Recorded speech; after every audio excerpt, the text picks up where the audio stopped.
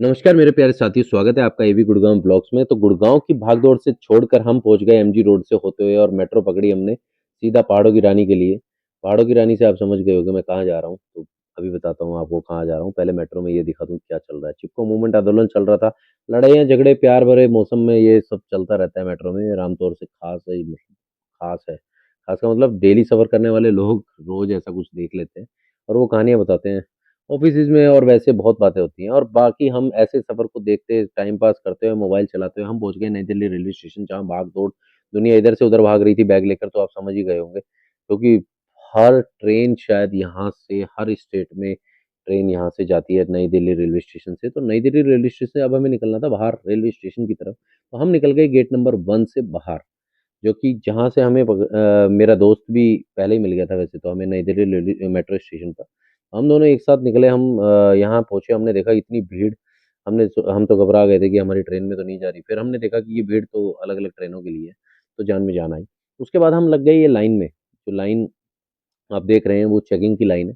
नई Delhi railway station, तो आप कृपया करके पहले ही पहुँचे अपनी ट्रेन से, ताकि इस लाइन से आपका टाइम जो है वो कंज़्यूम हो जाए। और लाइन में हम सबसे लास्ट में, ये देखो येलो ब्लू बेल, और किसी तरीके लाइन को कंप्लीट करते हुए चेकिंग करवाते हुए हम पहुंच गए प्लेटफॉर्म की तरफ। तो प्लेटफॉर्म नंबर 8 से हमारी ट्रेन थी 12:55 जन शताब्दी, दिल्ली से देहरादून। हरिद्वार के घाट होती हुई ये ट्रेन और ठंडी हवाओं के बीच में ये ट्रेन 9:10 पर देहरादून पहुंचाएगी।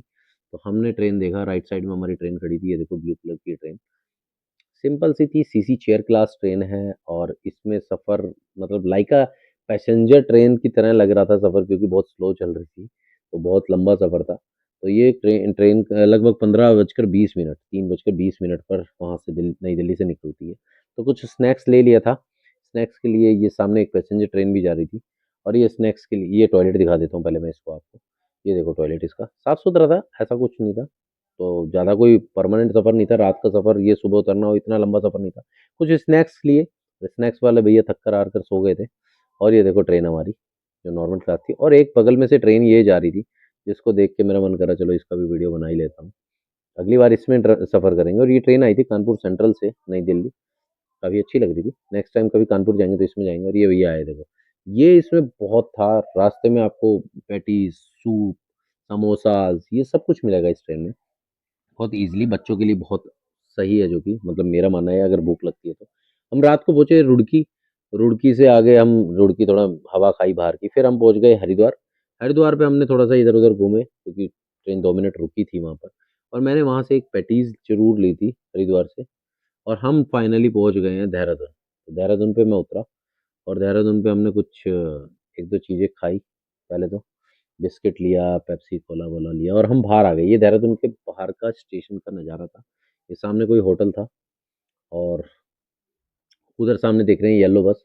वहाँ से आपको मसूरी की बसें मिलती हैं, तो हमने पहले इधर-उधर देखा थोड़ा-सा, कुछ टैक्सी-वैक्सी कुछ ईज़िली मिल जाए, जो कि सही रेट पे मिल जाए तो पहुँच जाएँगे। पर हमें पता चला बाद में वहाँ पहुँचकर, जहाँ से बसें मिलती हैं मसूरी के लिए, हम थोड़ा आगे चले, हमने पूछा 1-2 जनों से, पर इतना कुछ ख़ास मिला नहीं। फिर हमने देखा एक भोजनालय, सोचा भोजनालय में भोजन कर लेते हैं, रात का डिनर हो जाएगा। पर नहीं, 490 में ये बाइक रेंट पे मिल रही थी, जो कि बिल्कुल देहरादून स्टेशन के बाहर मिलती है। ₹490 में आपको आई थिंक पूरे दिन के लिए मिलती है, सुबह 7 बजे से शाम को 7 बजे तक। और उसमें तेल अपना डलवाना पड़ता है आपको। ये टिकट घर था, और हम पहुँच गए मसूरी के लिए, जहाँ से बस मिलती है देहरादून 100 मीटर की दूरी पे, जो देहरादून रेलवे स्टेशन से बाहर निकल के। पर यहाँ आकर पता चला रात को 8 बजे लास्ट बस होती है मसूरी के लिए। फिर हम घबरा गए कि अब तो टैक्सी का खर्चा देना पड़ेगा। पर एक भैया मिले वो टैक्सी वाले, पर वो बहुत ज़्यादा रेट माँग रहे थे। फिर एक वहीं का लोकल भाई मिला हमें, क्योंकि मसूरी का लोकल केम्प्टी फॉल के नज़दीक एक गाँव था, उसका था।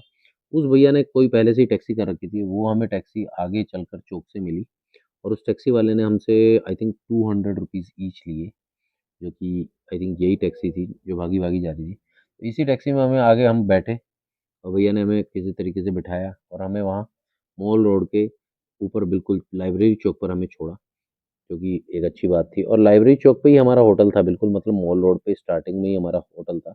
रात को लाइब्रेरी चौक बंद हो चुका था, मॉल रोड बंद हो चुका था, सब कुछ बंद हो चुका था, क्योंकि लेट नाइट हम पहुँचे थे लगभग 11 साढ़े 11 बजे।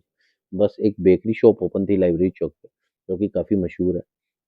और उस बेकरी शॉप का नज़ारा अंदर से ये था। मैंने भी वहाँ से एक चॉकलेट पेस्ट्री ली, और एक सिंपल प्लेन पेस्ट्री ली, जो कि काफ़ी अच्छी थी। खाने में। और उसके बाद हम थोड़ा-सा वॉक अराउंड में निकल गए डिनर करके। डिनर में हमने एक होटल से दाल और रोटी ले ली थी, जो कि हमने होटल में जाके खाया और ये लवासना को रोड जाता है, आप देख ही रहे होंगे। और लाइब्रेरी चौक इस तरीके से था कुछ नज़ारा रात को और ये गुरुद्वारा था वहीं का। और मॉल रोड जो कि आप सामने देख ही रहे हैं, तो सुनसान है और सुबह हो जाएगी चहचहाट। लक्ष्मी नारायण मंदिर से निकलता हुआ ये रास्ता देहरादून जाता है और देहरादून का नज़ारा कुछ इस तरीके से था, जो मेरे होटल का रास्ता था उससे लाइटें जगमगा रही थी। और ये कुछ होटल थे, होटल क्लासिक हाइट मेरे